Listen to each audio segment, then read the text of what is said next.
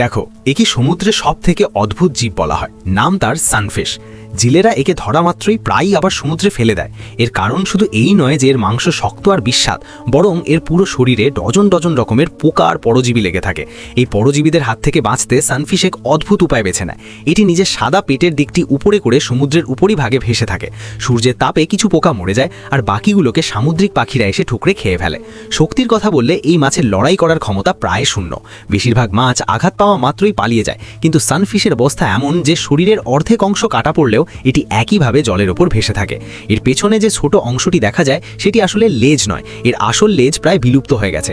এটি কেবল নিজের উপরের আর নিচের পাখনাগুলোকে হাত পাখার মতো দুলিয়ে এগিয়ে চলে। এর গতি অত্যন্ত ধীর এবং অনেক সময় এটি নিজেই কোনো কিছুর সাথে ধাক্কা খেয়ে বসে থাকে। এখন প্রশ্ন হলো, যে মাছ না ঠিকমতো শিকার করতে পারে, না নিজেকে রক্ষা করতে পারে, সে আজও বিলুপ্ত হয়ে যায়নি কেন? উত্তরটা খুব সহজ। এরা প্রচুর পরিমাণে বাচ্চার জন্ম দেয়। একটি স্ত্রী সানফিশ একবারে প্রায় 30 কোটি ডিম পারে। তিলের দানার মতো ছোট একটি বাচ্চা বড় হয়ে 3 মিটার লম্বা এবং প্রায় 2000 কেজি ওজনের এক দানবে পরিণত হয়। শৈশবে এদের বেশিরভাগ বাচ্চারাই অন্য প্রাণীদের শিকারে পরিণত হয়, কিন্তু যারা একবার বড় হয়ে যায় তখন আর তাদের কোনো শত্রু অবশিষ্ট থাকে না। তাই সমুদ্রের এই অদ্ভুত দানব সানফিশের জন্য একটা লাইক তো অবশ্যই হতে হবে।